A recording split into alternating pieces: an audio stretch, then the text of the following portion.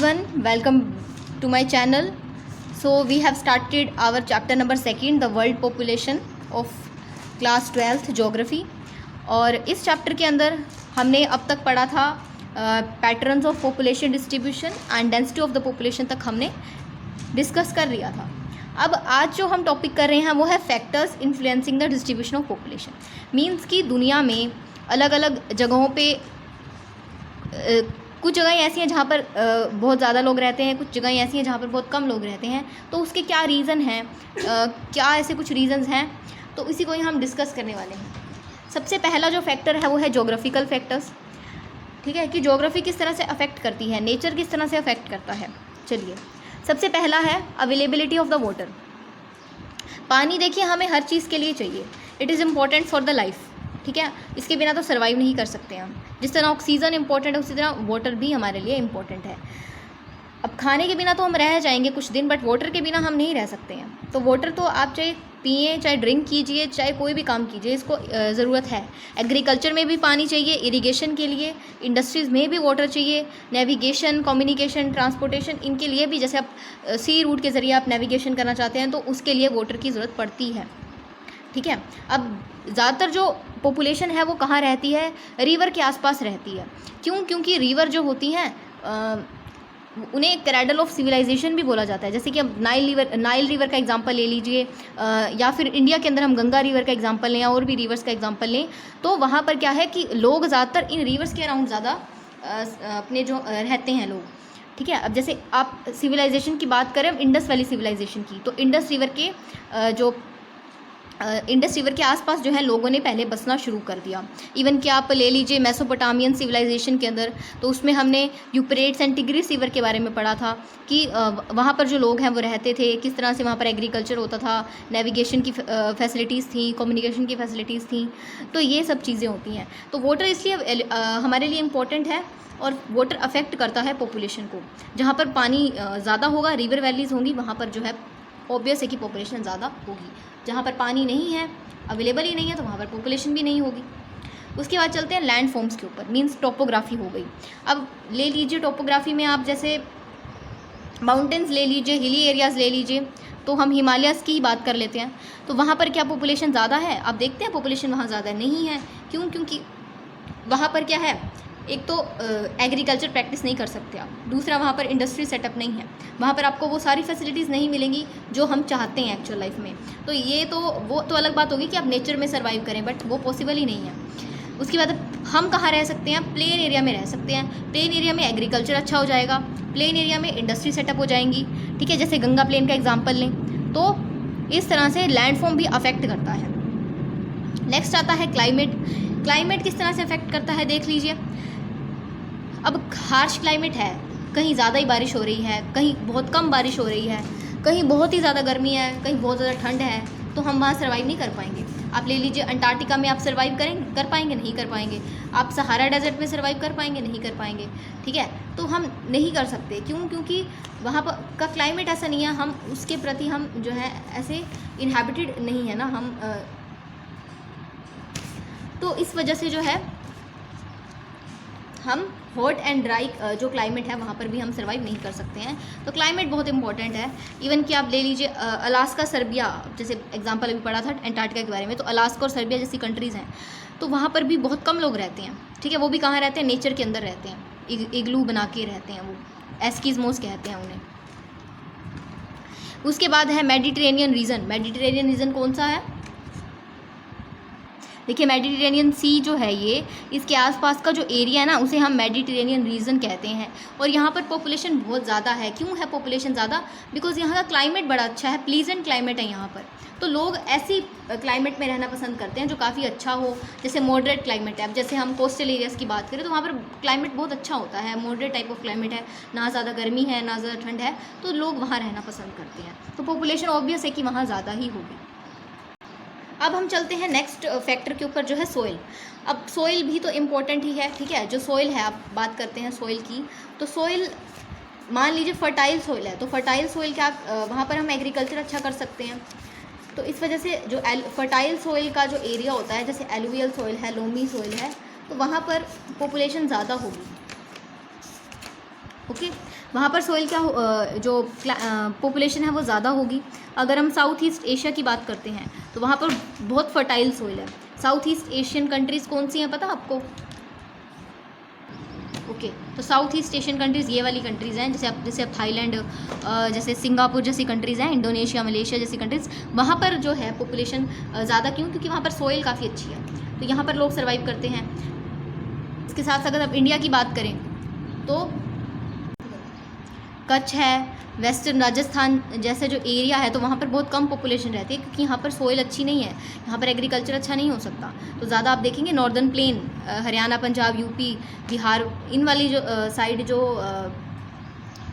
लोग रहते हैं, तो वहाँ पर इन स्टेट्स में ज़्यादा पॉपुलेशन है, बिकॉज सोइल अच्छी है, यहाँ पर फर्टाइल सोइल है, एग्रीकल्चर अच्छा किया जा सकता है और इंडस्ट्रीज़ भी सेटअप की जा सकती हैं। चलिए, अब जोग्राफिकल फैक्टर्स हुए ख़त्म। अब हम आते हैं इकोनॉमिक फैक्टर्स के ऊपर। इकोनॉमिक फैक्टर्स में सबसे पहला जो फैक्टर है वो आता है मिनरल्स। मिनरल्स किस तरह से अफेक्ट करते हैं? अब देखिए, जिन भी एरियाज़ में आपको मिनरल ज़्यादा मिलेंगे, ठीक है, कोई भी माइन हो सकती है आपकी, आयरन की माइन ले लीजिए, कॉपर की, गोल्ड की, कोई भी है, तो वहाँ पर पहली चीज़ तो इंडस्ट्रीज़ वहाँ पर लगा ली जाएंगी, क्योंकि लोकेशन आपने पढ़ा होगा ना कि इंडस्ट्रीज़ डेवलप करने के लिए लोकेशन भी तो एडिक्वेट होनी चाहिए, कि हमें रॉ मटेरियल इजीली अवेलेबल हो जाए, तो वहाँ पर इंडस्ट्रीज़ तो सेटअप होंगी। अब इंडस्ट्रीज़ में काम करने के लिए लोग चाहिए, तो वहाँ पर लोग आएंगे काम करने के लिए, एम्प्लॉयमेंट के लिए। अब जैसे यहाँ एग्जांपल लेते हैं हम अफ्रीका की कटांगा ज़ाम्बिया कॉपर बेल्ट का, तो वहाँ पर क्या है कि लोग ज़्यादा वहाँ पर रहते हैं, पॉपुलेशन ज़्यादा है वहाँ पर, क्योंकि वहाँ पर एक तो कॉपर अवेलेबल है, दूसरा वहाँ पर इंडस्ट्रीज़ बहुत ज़्यादा हैं, तो वहाँ पर लोग काम करने के लिए वहाँ आएंगे, तो पॉपुलेशन ऑब्वियस है कि इंक्रीज़ होगी। अब ये मैप अगर आप देख रहे हैं तो इसमें आप देखिए, जैसे यहाँ पर है दिग्बोई, उसके बाद बोकारो, ठीक है, संगरौली और तालचर जैसी विशाखापट्टनम, तो यहाँ पर क्या है, इंडस्ट्री सेटअप है। इंडस्ट्रीज क्यों सेटअप है? बिकॉज यहाँ पर माइंस अवेलेबल हैं, जैसे कोयल की माइन है, आयरन और पेट्रोलियम की माइन है, ठीक है। तो आप देख सकते हैं कि यहाँ पर लोग जो है ज़्यादा रहेंगे इधर वाली साइड, और यहाँ पर ये हमारा इंडस्ट्रियल रीजन कहलाता है, बिकॉज ये प्लेट्यू रीजन है, और प्लेट्यूज़ क्या होते हैं, स्टोर हाउस होते हैं मिनरल्स के। तो यहाँ पर इंडस्ट्री सेटअप ज़्यादा होंगी तो ऑब्वियस है कि पॉपुलेशन भी बढ़ेगी, और पॉपुलेशन यहाँ पर आके रहने लगेगी, लोग माइग्रेट करेंगे इंडस्ट्रीज़ के अंदर काम करने के लिए, तो पॉपुलेशन इंक्रीज़ हो जाएगी। तो ये पहला फैक्टर हो गया मिनरल्स का, कि इसी की वजह से, मिनरल्स की वजह से पॉपुलेशन कैसे अफेक्ट हो सकती है। अब नेक्स्ट जो फैक्टर हम पढ़ेंगे वो है अर्बनाइजेशन। अर्बनाइजेशन किस तरह से अफेक्ट करता है? अर्बनाइजेशन का मतलब होता है कि जब लोग रूरल एरिया से अर्बन एरियाज़ में जाके रहने लगते हैं, गांव से जब लोग शहर में चले जाते हैं, बिकॉज अर्बन एरिया तो फैसिलिटीज़ हमें बहुत सारी अवेलेबल होती हैं अर्बन एरिया से, जैसे कि हेल्थ फैसिलिटीज़ बहुत अच्छी हैं, एजुकेशन की फैसिलिटीज़ बहुत अच्छी हैं, तो ये अर्बनाइजेशन भी अफेक्ट करता है। अब लोग क्या करते हैं, रूरल एरियाज़ में तो ये फैसिलिटीज़ अवेलेबल हैं नहीं, तो वो अर्बन एरियाज़ में चले जाते हैं कि वहाँ पर ये फैसिलिटीज़ अवेलेबल होंगी, तो इस वजह से उन्हें पसंद है कि हमें फैसिलिटीज़ मिलती रहें लाइफ में, और हम भी यही चाहते हैं। तो अर्बन एरियाज़ में लोग ज़्यादा से ज़्यादा जा रहे हैं, कुछ एम्प्लॉयमेंट के लिए चल जाते हैं, तो कुछ बेटर एजुकेशन फैसिलिटीज़ के लिए चल जाते हैं, तो पॉपुलेशन माइग्रेट हो जाती है रूरल से अर्बन एरियाज़ की वजह से। तो अर्बन एरियाज़ में आप आगे चल के देखेंगे कि पॉपुलेशन बहुत ज़्यादा है अर्बन एरियाज़ के अंदर भी, तो रूरल एरियाज़ के कंपेरेटिवली, तो इसी वजह से है कि पॉपुलेशन इस रीज़न की वजह से भी अफेक्ट होती है। नेक्स्ट रीज़न है इंडस्ट्रियलाइजेशन। वही बात की इसमें हम इस फैक्टर में पढ़ के हटे हैं कि जहाँ पर इंडस्ट्री ज़्यादा होंगी वहाँ पर लोग अट्रैक्ट होंगे कि हमें काम करने के लिए एम्प्लॉयमेंट हमें चाहिए, हम इंडस्ट्रीज़ में चले जाते हैं, तो वहाँ पर लोग जो है माइग्रेट करेंगे। अब माइग्रेट करेंगे तो वहाँ पर लोग रहेंगे भी, तो पॉपुलेशन बढ़ेगी, ठीक है। अब जैसे जापान के कोबे ओसाका रीजन की बात की गई है, तो वहाँ पर क्या है, इंडस्ट्रीज़ बहुत ज़्यादा हैं, इस वजह से वहाँ पर पॉपुलेशन भी बहुत ज़्यादा है। हमारी कंट्री की बात कर लीजिए आप, जैसे हम जहाँ पर इंडस्ट्रीज़ हमारे ज़्यादा सेटअप है, तो वहाँ पर लोग भी ज़्यादा ही रहते हैं। बिहार वाली, यूपी वाली साइड इधर जहाँ पर माइंस हैं, जहाँ पर इंडस्ट्री सेटअप है, तो वहाँ पर लोग भी ज़्यादा रहते हैं। अब नेक्स्ट है social and cultural factors. Social and cultural factors किस तरह से अफेक्ट करते हैं इस चीज़ को? सबसे पहले हम देख लेते हैं कि सोशली किस तरह से अफेक्ट करती हैं ये सब चीज़ें। अब कुछ जगहें ऐसी होती हैं जहाँ पर मान लीजिए दंगे वगैरह हो रही हैं, तो हम वहाँ बिल्कुल रहना पसंद नहीं करेंगे जहाँ पर पॉलिटिकल एंड सोशल अनरेस्ट है। मान लीजिए हिंसा भड़क गई है कोई पर्टिकुलर लॉ को लेके, जैसे दिल्ली में आपने देखा था पिछले साल शाहीन बाग में CAA के अगेंस्ट प्रोटेस्ट हुए, या फिर हम बात करें इंडिया गेट पे भी हुए, तो वो क्यों हुए थे? वो कोई पर्टिकुलर लॉ को लेके पॉलिटिकली जो है वायलेंस हुई वहाँ पर। तो ऐसी जगहों पे जहाँ लोगों को लग रहा है कि यहाँ पर तो रोज़ दंगे हो रहे हैं या बहुत प्रॉब्लम है, लोगों को जान का खतरा है, तो लोग वहाँ रहना पसंद नहीं करते हैं। लोग फिर उन जगहों से माइग्रेट कर जाते हैं। इवन कि अगर सोशल अनरेस्ट भी है, मान लीजिए डिस्क्रिमिनेशन हो रहा है किसी के साथ, या वहाँ पर वो उन्हें लग रहा है कि अब एक तरह से सामाजिक तौर पे उनके साथ कुछ भेदभाव किया जा रहा है, या फिर वो अच्छी तरह से नहीं जी सकते, या उन्हें लग रहा है कि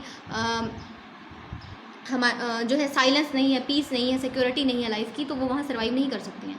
इसके साथ साथ कई बार गवर्नमेंट भी जो है इंसेंटिव दे देती है लोगों को कि आप ज़्यादा इन पॉपुलेटेड एरियाज़ को छोड़ के आप उन एरियाज़ में जाके रहिए जहाँ पर कम लोग रह रहे हैं, ठीक है। अब जैसे हम बात करें इंडस्ट्रियल रेवोल्यूशन की, तो इंडस्ट्रियल रेवोल्यूशन जब इंग्लैंड में हुआ था, यहाँ पर हम एग्जाम्पल ले रहे हैं, इंडस्ट्रियल रेवोल्यूशन जब हुआ था इंग्लैंड में, तो वहाँ पर जब इंडस्ट्री सेटअप हो गई तो रूरल एरिया से लोग अर्बन एरियाज़ में आके रहने लग गए, ठीक है। तो ये एक एग्जाम्पल ले लिया जैसे हमने। अब हम कल्चरल फैक्टर्स की बात करें, तो कल्चरल फैक्टर्स में जैसे देख लीजिए कि रिलीजन है या कल्चर है, जो धर्म है वो भी अफेक्ट करता है, ठीक है। अब जैसे कोई पर्टिकुलर रिलीजियस सिटीज़ हैं, जैसे हम इंडिया की बात करें अयोध्या, हरिद्वार और ऐसी जो सिटीज़ है, यहाँ पर आप देखेंगे पॉपुलेशन भी ज़्यादा है। इवन क्या वर्ल्ड की कंट्रीज़ की बात करें, जैसे मक्का, मदीना या जेरूसलम जो है, तो जेरूसलम तो तीन रिलीजन के लिए एक बहुत इंपॉर्टेंट सिटी है। एक तो Islam, second Christianity and third Jews लोगों के लिए बहुत इंपॉर्टेंट सिटी मानी जाती है। और इवन अभी इज़राइल और पैलेस्टीन का अभी हम देख रहे थे वॉयलेंस हुई थी, तो उसका रीज़न भी जेरूसलम ही था। तो देखिए कल्चरल फैक्टर्स भी किस तरह से अफेक्ट कर सकते हैं लोगों की पॉपुलेशन को। तो लोग जो हैं एक जगह से दूसरी जगह पे छोड़ के चले जाते हैं, इस तरह से पॉपुलेशन अफेक्ट होती है इन सब चीज़ों से। तो आई होप कि ये जो फैक्टर्स हमने डिस्कस किए ये क्लियर हो गए होंगे। बाकी का जो टॉपिक है हम आने वाली वीडियोज़ में कवर करेंगे।